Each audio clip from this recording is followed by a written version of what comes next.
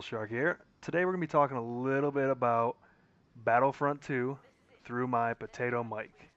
I'm going to quickly hit on the things that we already know, and then I'm going to go on and talk about what we learned from a behind-the-scenes Q&A that we had after the Battlefront 2 panel that everybody saw from Star Wars Celebration. First off, obviously we know that there's three different developers working on this game. You've got DICE, Criterion, and Motive. DICE working on the multiplayer, Criterion working on the space battles, and Motive working on the single player. Single player is obviously the main character is Iden, and you all know that it takes place after Return of the Jedi, and it spans the 30 years that takes place between the end of Return of the Jedi and the beginning of The Force Awakens. It obviously follows Iden and her little group of special forces, and other than that, not too much is known about it. Other than the fact that she's got a cool little bat droid that she attaches to her back that can do some pretty cool stuff. And one thing you guys didn't see that was a part of the video that we only got to see was that there was a quick glimpse of a really cool takedown melee animation that Iden did on an enemy. So I don't know if that's going to transition its way into multiplayer or just kind of stick to a single player thing. But it was really cool looking, so I really hope that translates. For Criterion's part, space battles, not much is known about that other than Criterion's making space battles. Nobody knows if you can board ships or what you're doing or where you're doing it. Other than that, they're developing all this stuff. One thing I will say about boardable ships is that after doing game changers for a long time, I've come to kind of see how Frostbite is working, and it's it's kind of one of those things where the engine may be capable of doing it. However, the hardware that the engine is running on may not. So while portable ships would be great, I would totally understand if they couldn't because I understand the limitations of the Xbox and the PS4.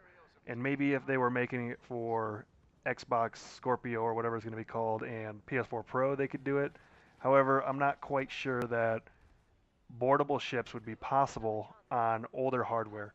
That's just my take from knowing a little bit about the engine and the hardware itself. So just take that with a grain of salt because I could be way off.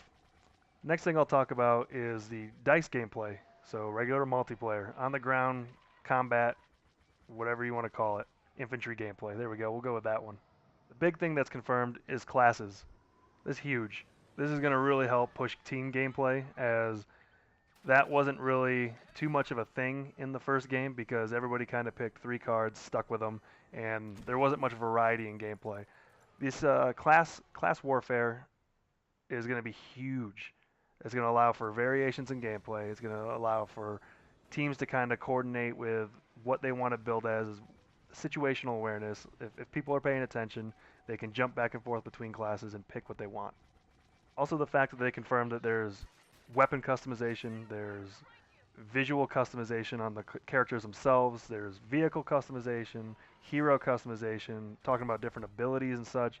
There's going to be just a ton more that the first game just didn't or couldn't offer because of time constraints or whatever you want to blame it on. It's just going to be a ton more. I'd say it's going to be pushing more towards the Battlefield feel, but not going full Battlefield to make people automatically cry reskin, even though that's going to happen. Obviously, another big thing, all eras.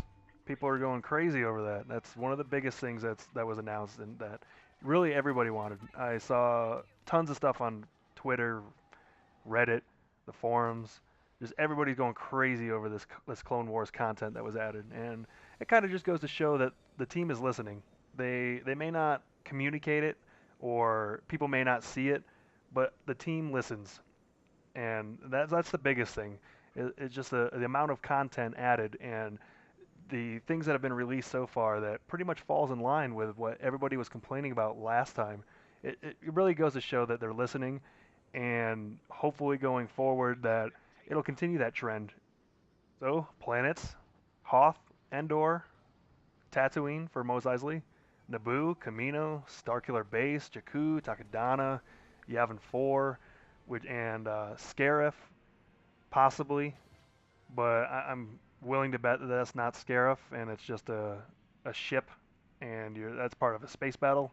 So it could either be Scariff or part of a space battle. So I wouldn't say that's confirmed. We'll go with a semi-confirmed-ish. And then you have the new map, which will be introduced in the single player. It's called Vardos, which is where Aiden lives or came from.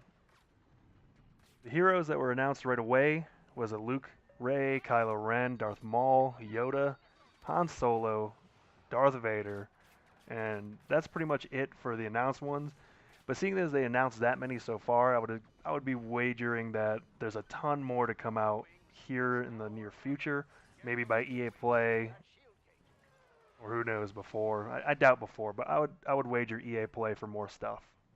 Now for the main thing that we discussed that I find the most important for my type of gameplay that we talked about during the Q&A session after the panel that only a few people got to go into. Obviously, they weren't going to answer all of our questions, like how many maps, how many characters, etc.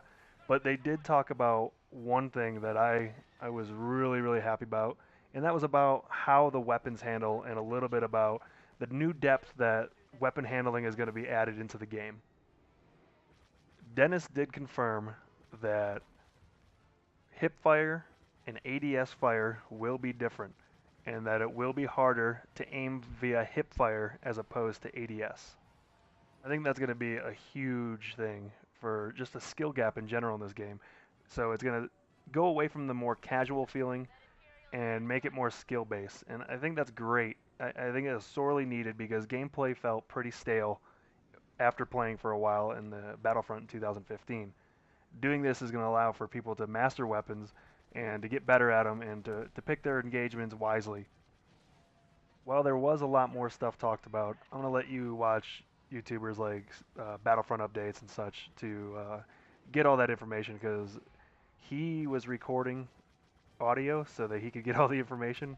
Well, I didn't have anything, and nor did I have pen and paper, and I only really care about the weapon handling and making the game more skill based. So that honestly was not my thing.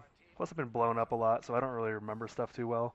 But that weapon handling thing was the biggest thing that I learned from the Q&A that actually stuck. So that's pretty much it that I have. And to spare you my potato mic, I'm gonna end it here and just recommend that you go watch videos from X Factor, uh, Jack Frags, Battlefront updates. A lot of those people were there as well. They wrote stuff down. They took good notes, whereas I didn't. Terrible. Yeah, I know. So, hope you enjoyed it. I hope you enjoy Battlefront 2 because I'm pretty sure that it's going to be a pretty big departure from the first one, at least skill-wise, and by the way it looks, content-wise as well. So I hope you enjoyed this video. More to come, and take it easy.